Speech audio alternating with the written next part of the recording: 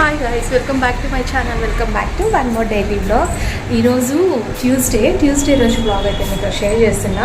Actually ఈరోజు Tuesday కదా, మంచిగా ఫిషెస్ దొరుకుతాయని చెప్పి మార్నింగే 7:30కి అట్లా మార్కెట్కి వెళ్ళాను అనమాట, ఫిష్ మార్కెట్కి. నాకు చిన్న చిన్న చేపలు అంటే ఇష్టం. సో ఆ చిన్న చిన్న చేపల కోసం అనేసి ఎర్లీ మార్నింగ్ కొంచెం చలైనా సరే త్వరగా ఫాస్ట్గా రెడీ అయిపోయి మంచిగా స్నానం చేసేసి పూజ చేసుకొని ఫిష్ మార్కెట్కి వెళ్ళడానికి ఇంత చేయాలని అనుకోదండి. ఎందుకంటే వచ్చిన తర్వాత మనకి టైం ఉండదని చెప్పేసి ముందుగానే పూజ చేసేస్తే మళ్ళీ ఫిష్ అవి పట్టుకుంటాం కదా, అందుకు ఇంకా పూజ చేయలేమని చెప్పేసి ముందుగానే పూజ చేసేసి వెళ్ళిన తర్వాత అక్కడ ట్విస్ట్ ఏంటో తెలుసా, చిన్న చేపలు లేవు, పెద్ద పెద్ద చేపలు ఉన్నాయి. అవి నాకు ఎందుకో పెద్ద చేపలు అంత పెద్ద నచ్చవండి, చిన్న చిన్నవి అయితే నాకు బాగా ఇష్టము. అందుకే ఈరోజు నేను బాక్స్ కూడా ఇంకా ఏం రెడీ చేయలేదు. ఎర్లీ మార్నింగ్ పిల్లలకి ఇంకా బ్రేక్ఫాస్ట్ బయట తినేసేయండి, నేను ఆఫ్టర్నూన్ లంచ్ అట్లా తీసుకొని వస్తా అని చెప్పి వాళ్ళని పంపించేసాను అనమాట. సో పంపించిన తర్వాత వెళ్ళొస్తే అక్కడ ఏం చిన్న చేపలు పెద్ద చేపలు ఉన్నాయి. అవి దాని పేర్లు కూడా సరిగ్గా తెలియదండి నాకు, చిన్న చిన్న చేపలు. అది ఈరోజు చేపల కహాని. అయితే వెళ్ళినంత టైం వేస్ట్ అయిపోయింది నాకైతే. మంచిగా చిన్న చేపలు అయితే నాకు పులుసు బాగా ఇష్టం ఉండే.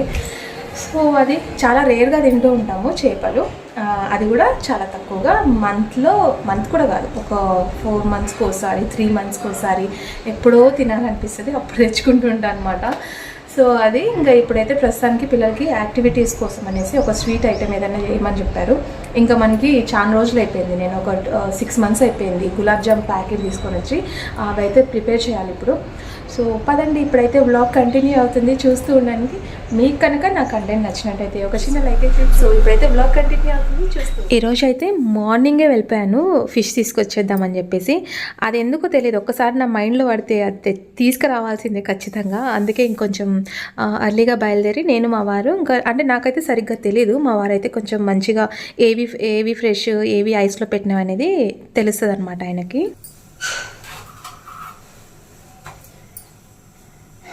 కొరమీన్ చేప అయితే తీసుకొచ్చినాను, కట్ చేయించుకొని క్లీన్ చేయించుకొని తీసుకొని వచ్చాను అనమాట. అండ్ నేను ఇప్పుడు ఇది చేపల పులుసు కోసం అని తీసుకొచ్చానండి. ఇదైతే ఇదేమైంది తెలుసా, కింద నెర్రొచ్చింది. సరే ఇప్పుడు నేను వాటర్ పోసి, కొంచెం మట్టి వాసన వస్తుంది కదా అని చెప్పేసి వాటర్ పోస్తే కింద డ్రాప్ వస్తుంది అనమాట. చూసారా, ఇక్కడ నెర్రొచ్చేసింది. ఇది 350 or 450 పెట్టి కొనుక్కున్నా, కేవలం చేపల పులుసు కోసమే కొనుక్కున్నాను అనమాట. కానీ అది అట్లా పాడైపోయింది. అండ్ ఇప్పుడైతే దీని మీద దీంట్లో చేస్తున్నా బాగానే వస్తుంది టేస్ట్ అని చెప్పేసి. సరే ఫస్ట్ అయితే ఇది కొంచెం హీట్ ఎక్కి దీనికోసం కావాల్సిన మసాలా అయితే నేను మీకు చూపించేస్తాను ఫాస్ట్గా. ఆల్రెడీ నేను మీతో షేర్ చేస్తున్నాను కాబట్టి రెసిపీ ప్రస్తుతానికి ఏం ఎక్కువ హెవీ హడావుడి ఏం లేకుండా. సో ఏమేమి మసాలా కావాలి, ఎలా చేయాలి ప్రాసెస్ అనేది సింపుల్గా చేసాను. కొబ్బరి పేస్ట్, చింతపండు పులుసు, ఉల్లిపాయ అల్లం వెల్లుల్లి పేస్ట్, ఇది ధనియా జీరా పౌడర్, చెక్క లవంగ మెంతులు అన్నీ కలిపి పౌడర్ అన్నమాట, గరం మసాలా. అండ్ ఇది టమాటా పేస్ట్. సో ఇవి ఫిష్ ఫస్ట్ అయితే కొంచెం ఆయిల్లో ఫ్రై చేద్దాం అనుకుంటున్నా లైట్గా.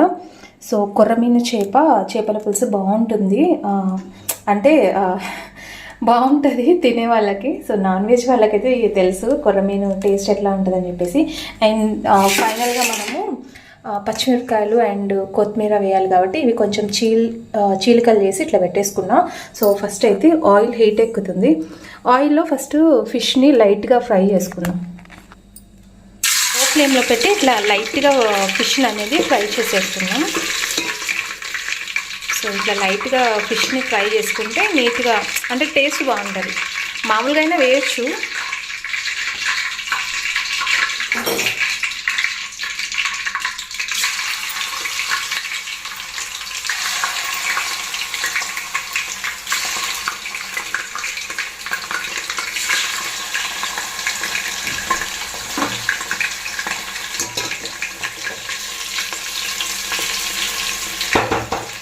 ఇట్లా ఫ్రై చేసి కొంచెం లైట్గా అట్లా ఫ్రై చేసేసి ఇట్లా పెట్టేస్తున్నాం. అండ్ ఇప్పుడైతే ఇదే ఆయిల్లో మనం ఫిష్ ఫ్రై చేస్తున్నాం కదా, అదే ఆయిల్లో కొంచెం అల్లం వెల్లుల్లి పేస్ట్ వేసేసుకున్నాం.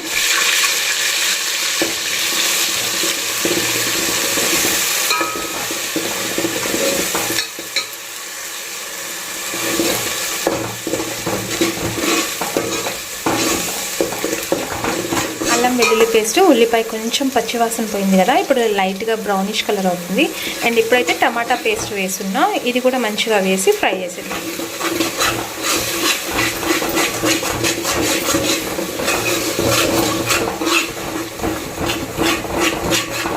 అండ్ కారము కొద్దిగా ఎక్కువ యాడ్ చేసుకుంటే బెస్ట్, ఎందుకంటే పులుసు కదా, మనం పులుపు వేస్తుంటాం, కారం కొంచెం ఎక్కువ వేసుకుంటే బాగుంటుంది. పులుపు ఎక్కువ వేయడం వల్ల మనకి చింతపండు పులుపు కారం అనేది చంపేస్తుంది, కాబట్టి కొంచెం స్పైసీగా తినే వాళ్ళకి కారం ఎక్కువ యాడ్ చేసుకుంటే బాగుంటుంది.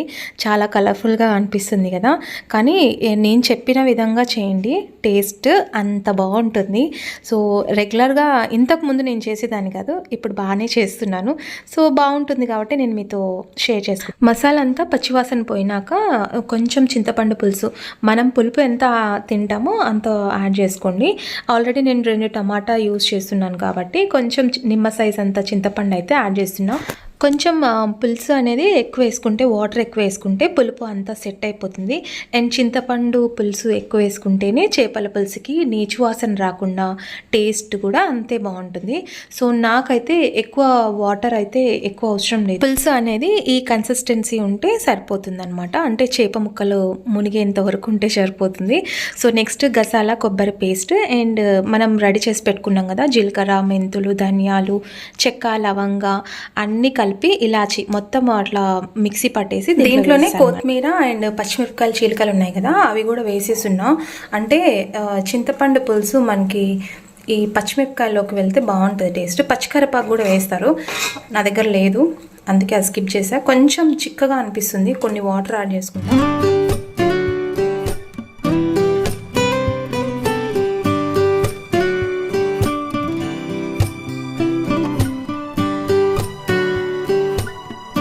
మనం వేసిన మసాలాలన్నీ చింతపండు పులుసుతో సహా మొత్తం బాగా మరిగిపోవాలి. ఎట్లా తెలుస్తుంది అంటే మనకి పైన ఆయిల్ అనేది బయటకు వచ్చేస్తుంది కదా, సో ఆ టైంలో మనం ఫిష్ అనేది యాడ్ చేసుకుంటే బాగుంటుంది. అంతవరకు మనం అంటే మసాలా అనేది బాయిల్ అవ్వాలి, మంచిగా బాయిల్ అవ్వాలి. సో చూస్తున్నారు కదా, ఇట్లా మంచిగా బాయిల్ అవుతూ ఉంటేనే మనకి చేపల పులుసు రెడీ అయిపోయినట్లు. సో పైన ఆయిల్ తేలిందంటే ఆటోమేటిక్గా కర్రీ మనకి రెడీ అయిపోయినట్లు. ఈ స్టేజ్లో మనం ఫ్రై చేసి పెట్టుకున్నాం కదా చేప ముక్కలు, అవి వేసేసుకుంటే ఇంకా అంతేనండి. ఒక 5-10 మినిట్స్కి ఆల్రెడీ మనం ఫ్రై చేస్తున్నాం కదా, సో ఇంకా మనం మళ్ళీ ఎక్కువ బాయిల్ చేయాల్సిన అవసరం లేదు. సో అంటే మరి చేప ముక్కలు వేసిన తర్వాత మరి కదపకండి. సో నేనైతే సైడ్స్కి అట్లా అంటున్నాను అంతే. సో ఎక్కువ కదిపేస్తే మొత్తం చిరిగిపోతాయి, ఆల్రెడీ మనం ఫ్రై చేస్తున్నాం కాబట్టి. మీరు కావాలనుకుంటే ఫ్రై చేసుకోండి చేప ముక్కలు, లేకపోతే అవసరం లేదు. ఎందుకంటే వేయించకుండా కూడా బాగానే ఉంటుంది, కాకపోతే వేయించితే కొంచెం క్రిస్పీగా సాఫ్ట్గా బాగుంటుంది అనమాట. సో మనం చేసుకునే చేపల పులుసు ఎన్ని విధాలైనా చేసుకోవచ్చు కదా. సో ఫైనలీ చేపల కర్రీ అయితే రెడీ అయిపోయింది. సో ఫైనల్లీ చేపల పులుసు అయితే రెడీ అయిపోయింది. ఏదన్నా అనుకుంటే తెచ్చుకొని తినేసేయాలి అంతే. నాకైతే తినాలనిపించింది, తీసేసుకున్నా. చేసుకోవడం ఎంతసేపు చెప్పండి, అన్ని మసాలాలన్నీ రెడీ ఉంటాయి మన దగ్గర. సో ఒక్క చింతపండు పులుసు ఒక్కటి అట్లా స్క్వీజ్ చేసేసుకొని, అంటే హాట్ వాటర్ లైట్గా గోరచ్చగా పెట్టేసి దాంట్లో చింతపండు వేసేస్తే త్వరగా మెత్తగా అయిపోతుంది. అండ్ చేపల పులుసు అయితే రెడీ అయిపోయింది. మంచి గుమగుమలు అయితే వస్తున్నాయి వాసన. నాకు ఫోన్ వస్తుంది, ఇట్లా మాట్లాడినప్పుడు నాకు ఫోన్ వస్తుంది జస్ట్. సో ఇప్పుడైతే నేనైతే ఇంకా ఏం తినను, కొంచెం మగ్గిన తర్వాత కూల్ డౌన్ అయిన తర్వాత తింటాను అనమాట. సో చాలా ఆస్వాదిస్తూ తినేస్తా. ఏంటి చేపల పులుసుకి ఇంత బిల్డప్ అని అనుకోవద్దండి, మనకి ఏదైనా ఇష్టమైనప్పుడు మంచిగా దాన్ని పొగుడుకుంటూ తింటూ ఆస్వాదిస్తే బాగుంటుంది అనేసి నేను చెప్తున్నాను అంతే. కానీ చేపల పులుసు మంచి స్మెల్ వస్తుందండి, జీలకర్ర మెంతులు ఆ స్మెల్ అయితే చాలా బాగా వస్తుంది, ఇల్లంతా గుమగుమలాడిపోతుంది. నచ్చే వాళ్ళకైతే నచ్చుతుంది, నచ్చిన వాళ్ళకి నచ్చదు. So that's for today's vlog. Hope మీకు నచ్చితే లైక్, షేర్, కామెంట్ చేయండి. అండ్ చేపల పులుసు ఎలా ఉంది అనేది కూడా కింద కామెంట్ చేయండి. సో రేపటి వీడియోలో మంచి కంటెంట్తో మళ్ళీ మేము ముందుకు వచ్చేస్తాను. And then bye, take care.